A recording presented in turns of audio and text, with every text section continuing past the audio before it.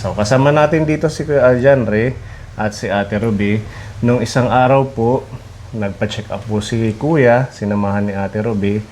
At hindi natin yun naidugtong yung part na ito na yung nagkaroon po ng resulta, yung check up. Hanggang check up lang yung nasama natin sa first vlog. So, yan, kukumustahin natin si Kuya at si Ate Ruby kung ano ang feedback ng doktor. Yan. So, actually si Kuya, nakainom na siya ng gamot. Okay, Yung po. resita ng doktor, binigyan na siya. Oo. Anong sabi ng doktor, Ate Ruby? Yung check-up niya, yung sa resulta ng x-ray niya, asa na yung sa x-ray? Ay, yung x-ray niya nandito.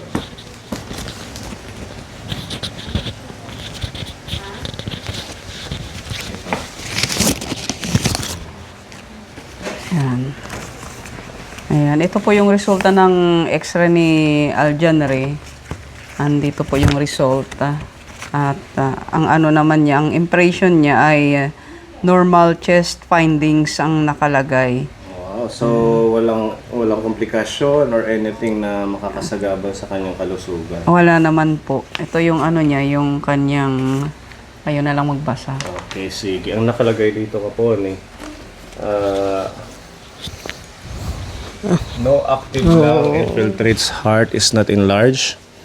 Then trachea at midline, intact diaphragm and clear sulci. Thoracic cage and soft tissues are unremarkable. So ang impression is normal chest findings. So ayan. Magandang ano to, magandang resulta. Opo, wala naman siyang problema pagdating sa kanyang baga. Tapos, Ito yung kanyang image. Ayan. Buti nagbibigay na sila ng... opo, kahit Ganito, sa, yung sa bond napaki. paper nagbibigay. Hindi na nila binibigay yung parang film. Ganyan na siya. Okay. At ang sabi ng doktor, Ayun nga, yun nga, yung tinanong siya kung anong nararamdaman. Tapos, ayun nga, yung nagsabi siya kung anong ano niya, kalagayan ng kanyang araw-araw na ano na ubo. Dahil nga, yung kagagaling lang siya sa trangkaso.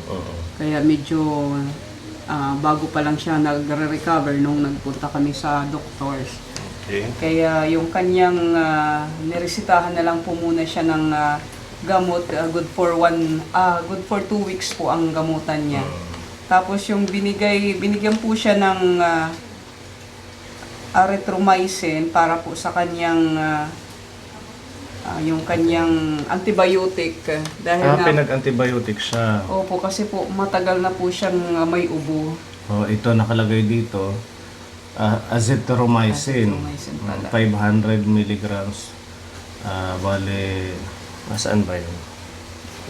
Tingnan natin. Bale, pang ano na to, pangalawang araw niya nang iniinom. No?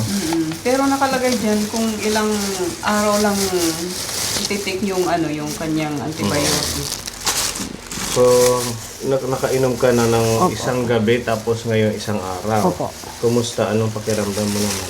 Medyo lumuluwag-luwag po yung ubo ko po. Ganda. That's good news. So, ito po yung kanyang azithromycin.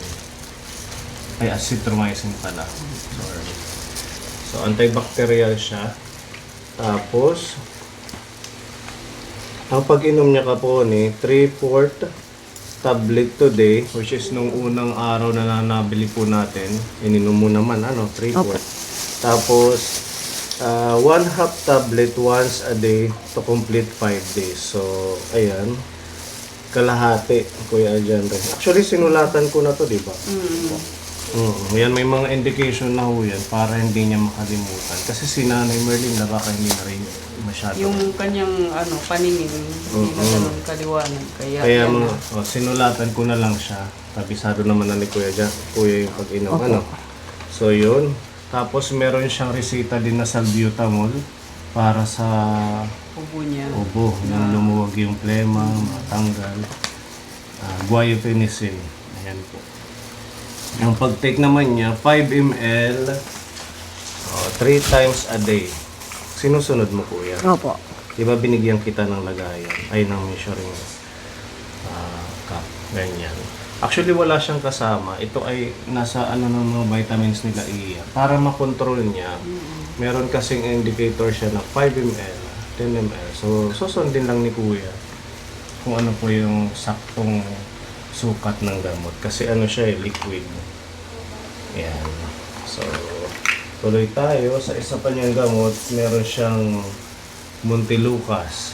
Para Dahil, naman, ano yan, dahil nga po meron po siyang history ng asthma. Kaya siya binigyan ng Montelukast na gamot. okay, so ang pag-take naman nito, 1 tablet once a day. Ito siya. Montelukast. Isang tablet bawat araw, alas 8 ng gabi. Pagkatapos kumain. Ayan, may sulat naman siya kung anong oras. Tapos, meron siyang isang resita dito na prednisone. 10 mg tablet. Bali, 1 and 1/2 tablet 2 times a day. Within 5 days. Pagkatapos kumain. Maganda naman yung mga resita, yung mga ano ng doktor kasi meron siyang indication na Oo, kung di ba dati ang ginagawa, isusulat lang na Sulat hindi mo lang. maintindihan. Ngayon, tinatype na nila. nandyan na nakalagay na kung ilang piraso, tapos kung ilang araw. Kung ilang busy sa isang araw, kung anong oras, after meal, before meal. ganun. Computerized na yung ano nila, yung resita nila. Dati Mas talaga, maganda, mas mabilis. Hirap na hirap tayo kasi ang sulat ng doktor, sobrang hindi mo maintindihan. Ngayon, computer na po yung nagsusulat ng mga resita. So, ang nangyari ho, nabili lahat to ni Ate Ruby at saka, syempre, nakapag-take na si Kuya Aljanre at magaan-gaan na yung iyong pakiramdam. Sabi ng doktor, i-observe daw yung 3 to 5 days yung kanyang ubo. Pag hindi pa daw yan maging maganda yung resulta ng kanyang pag-inom ng gamot, follow-up check-up na lang. Pag so naubos yung follow-up kanyang gamot, yung gamutan niya ng 2 weeks, follow-up check-up na lang. Oo, kasi pag mapansin nila na hindi nag-improve or hindi gumagaling, siguro magaan na yung doktor ng ibang Gamot. resita. So far, okay naman po Ate Maricel. Ayan, pasalamatan mo si Ate Maricel sa pagpapacheck up sa'yo at tulong sa mga kailangan nyo, school supplies, diba? Maraming salamat po, Tita Maricel, sa pina-check up mo po ako at mga school supplies. Marami ka na pong natulungan sa amin. Maraming salamat po, Tita Maricel. Tsaka, hindi na tayo nag-aalala ngayon kung bakit namumutla si Kuya, kung baka may ano sa baga. So far, malinis naman yun based doon sa result ng kanyang x-ray. Opo. Normal yung kanyang chest x-ray. Okay, so itatabi natin to. Kayo na lang ibigay mo to kay Lola. Oo. Huwag mong wawalain to Kuya ha. Kasi if ever man na magpa-check up ka, makahanapin ng doktor kung ano ang next na gagawin mo. So, meron siyang Ito doctors. yung resita tsaka yung resibo pala. Ito na lang yung sukli yung pinadala mo sa akin na pera. Bali nagbigay si Ate Maricel po ng 3,000 pesos. So, may bayad yung consultation, di ba? Opo. Outpatient consultation, tapos... Yung sa doctor's pay. Oo. So, ang Tapos yung total, gamot niya. ito yung total ng kanyang Nagastos. gastos. 1,991 lahat-lahat na. Opo. Kumain kayo ni Kuya Aljanre. Okay, nanuhan ng Ay, si Aljanre pala Food. kumain. yung ulam niya. 100 pesos. Tapos yung mga medisina niya, 991. Check up, 300. Tapos Yung x-ray, X-ray. 500. Yan. At saka gasolina, 100 pesos. So, pumalo po ng 1,991. At meron pang sukli na 1,009. 9 pesos ito po. Oo, yan. Hawakan mo to Kuya. Itong pera, Ate Maricel, dito muna to. If ever man na kung ano ang plano nyo dito. Under observation pa kasi yung kanyang yung kanyang ubo. Kasi yun ang bilin sa akin ng doktor pag hindi pa daw magbago yung kanyang ubo at saka yung kanyang sa paggabi kasi kadalasan sa gabi siya inuubo, Oo, yun sa ang sabi napupuyat daw po siya. Kaya pinababalik na lang po kami ni doktor pag walang pagbabago para sa follow-up check-up. Okay, so itatabi muna natin to para sa follow-up check-up. Opo. If ever man na hindi pa siya nag-okay. Opo. Ano? So, ayan kapuanan, dito po magtatapos ang ating pag-uusap tungkol po sa ating pagpapacheck up kay Kuya. Muli maraming salamat kay Ate Maricel ng United Kingdom.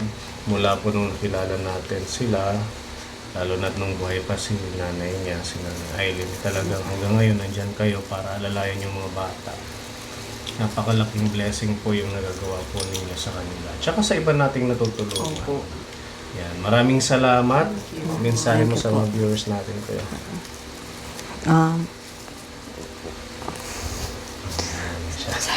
Maraming salamat.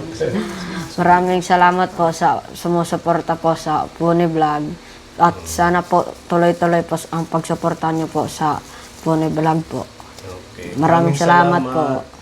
Ate Robby, mensahe sa ating mga kapatid. Ayan po, maraming salamat po kay Tita Maricel sa pagmamahal mo sa mga batang ito, si kila Aljanry at Franklin, sa pamilya nila. Maraming salamat po at sa lahat po ng tumulong ng pamilya nila mula nung nakita sila hanggang sa ngayon. Maraming salamat sa lahat po ng mga generous na sponsors at saka sa lahat mga silent viewers. Maraming salamat po sa inyo. Ayan, Thank you, Lord. Please don't skip ads po sa bawat upload video natin para sa tuloy-tuloy po nating pag-mission. At salamat din kay Ate Robby sa kanyang pagsasama lagi sa mga pinapacheck up natin. Sunod po nito si Nana Estela. Opo. Kailan kaya siya next week? By next week po kasi yung pinuntahan ko kanina, sarado yung yung sa clinic, baka may banggitin ba natin, baka na-miesta sa May pista. O kasi maraming pista dito. Marami po kasing fiesta dito, kaya ang ganyan minsan ang dito. Sige, gano'n na lang. Tita Easy, Tita Easy. mag-update na lang po kami para kay Nanay Estela doon naman sa kanyang resulta din ng sputum at saka x-ray.